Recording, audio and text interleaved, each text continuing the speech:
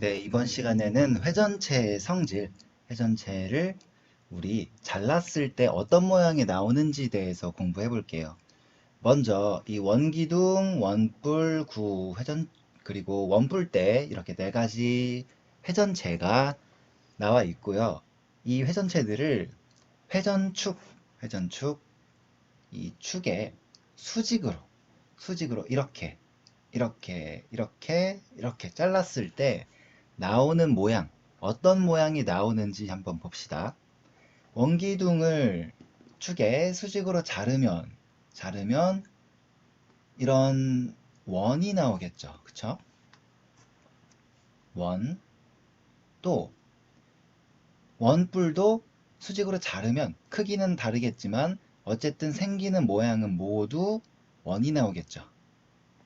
구 역시 원의 크기는 다르겠지만 어떻게 자르냐에 따라서 원의 크기는 다르겠지만 원이 생기겠고요. 원뿔 때도 마찬가지죠. 역시 원이 나오게 되겠죠. 이렇게 회전체는 회전축의 수직인 평면으로 자를 때는 뭐가 나온다? 원이 나온다 라는 사실을 알 수 있겠죠. 그러면 우리 수직 말고 회전축을 포함하는 평면으로 위에서 아래로 케이크 자르듯이 잘랐을 때 어떤 모양이 나오냐, 이걸 한번 알아봅시다. 원기둥은 사실 정말로 케이크 모양이죠. 케이크 모양을 위에서 아래로 쭉 자르면 뭐가 나오냐면, 우리 얼핏 생각하면은 끝에가 둥그니까 둥글지 않을까 생각할 수 있지만 둥글지 않아요. 단면으로 자르면 이런 직사각형 모양이 나온다는 거 알 수 있겠죠. 그쵸? 또 두 번째 원뿔 같은 경우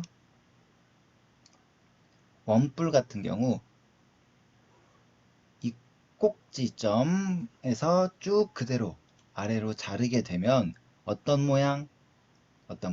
삼각형. 그 중에서도 이등변 삼각형이 나오게 되겠죠. 구는 위에서 아래로 잘랐을 때 구는 어떻게 잘라도 원이 나옵니다.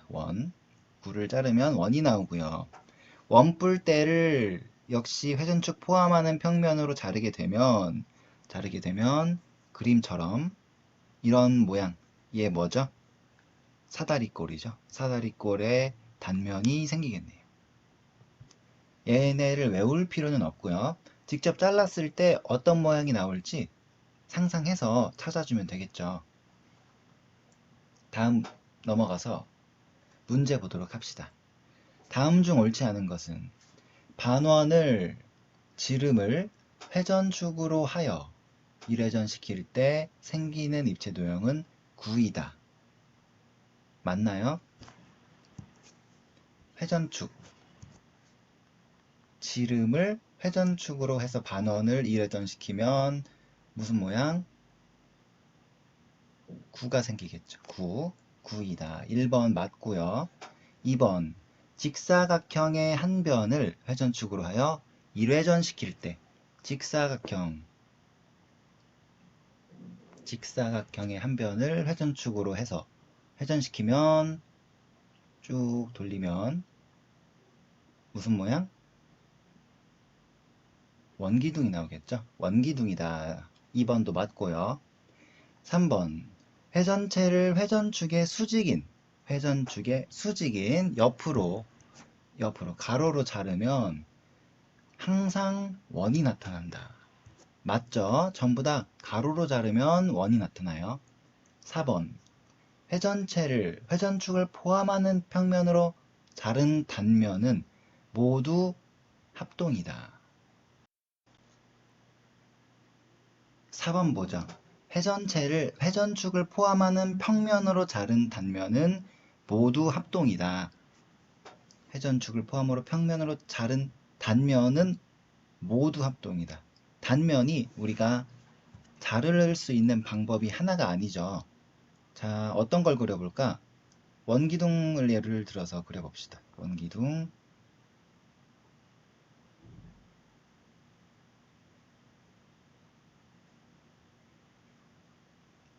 이렇게 원기둥이 있는데 얘를 회전축을 포함하는 평면 이렇게 해서 잘라도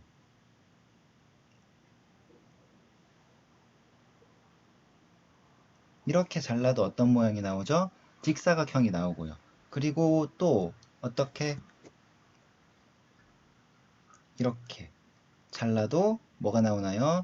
직사각형이 나오죠. 이 직사각형 두 개는 이 직사각형하고 하늘색 직사각형하고 똑같다는 거 아시겠어요? 길이가 높이도 같죠, 지금. 높이가 같고 길이는 이 원의 지름이기 때문에 두 직사각형은 모두 합동이에요. 우리 케이크를 가운데만 지나게 항상 어떻게 잘라도 모양은 똑같겠죠? 정확하게 반띵 되니까 단면의 모양은 항상 합동이 돼요.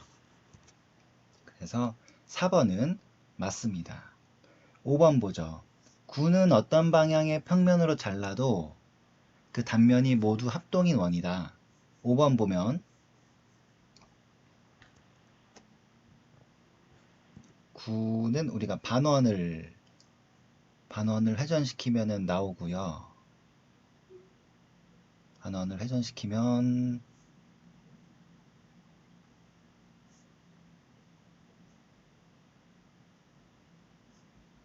이렇게 9가 되고요.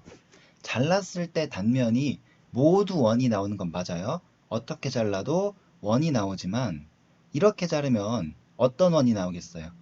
이런 작은 원이 나오고 이렇게 자르면 큰 원이 나오겠죠. 두 개의 크기는 다르죠. 모두 합동이라고 할 수 없겠죠. 합동이면 모양과 크기가 모두 같아야 되기 때문에 5번은 틀렸네요. 옳지 않은 것은 5번 찾을 수 있겠죠. 다음으로 다음 문제 봅시다. 아래 그림과 같은 직사각형을 직선 L을 회전축으로 하여 1회전시킬 때 생기는 회전체에 대하여 다음을 구하시오. 1번 회전축을 L을 포함하는 평면으로 자를 때 생기는 단면의 넓이를 구하시오. 지금 얘를 회전을 시키면 어떤 모양이 나오나요? 직사각형을 회전시키면 원기둥이 나오겠죠.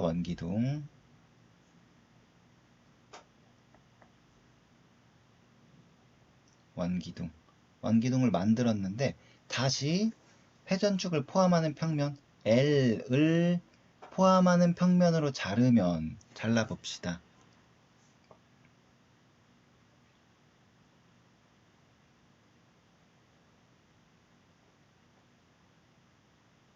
이렇게 자르면 다시 무슨 모양이 나와요?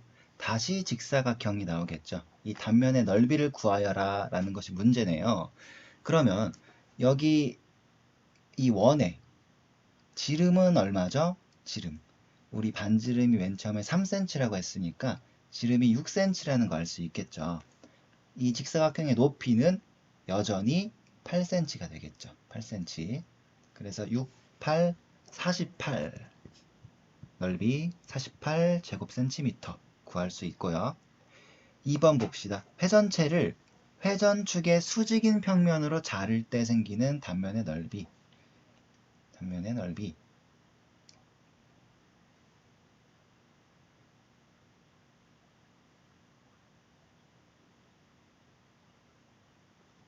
똑같이 이렇게 원기둥을 그려서 얘를 이번에는 회전축의 수직으로 이렇게 가로로 잘랐을 때는 어떤 모양이 나오겠어요?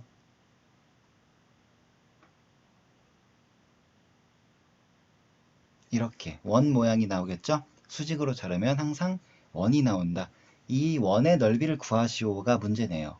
원의 넓이는 지금 반지름이 얼마라고 했죠? 반지름이 3cm라고 했으니까 원의 넓이 S는 공식 뭐였죠? 파이 R 제곱이었죠. 기억하나요? 파이 곱하기 반지름의 제곱, 파이 곱하기 9파이 제곱 센티미터 이렇게 구할 수 있겠죠.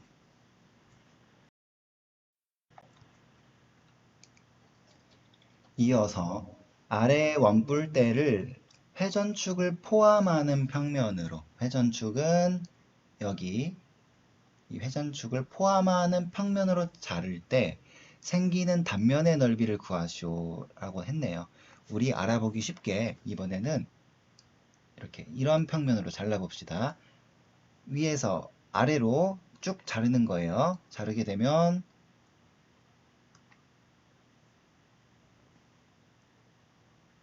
이렇게 잘리게 되겠죠. 단면이 바로 여기가 단면이죠. 이 단면의 넓이를 구하시오라고 했네요. 사다리꼴의 넓이를 구하면 되겠네요. 단면의 모양은 사다리꼴이 되고요. 사다리꼴 넓이 공식은 뭐였죠? 밑변. 밑변 지금 얼마니? 밑변 12. 그리고 위쪽 밑변은 4. 높이가 8이네요. 사다리꼴 공식 2분의 1 곱하기 밑변 더하기 위쪽 윗변 곱하기 높이 해서 계산해주면 되겠네요. 64 제곱센티미터.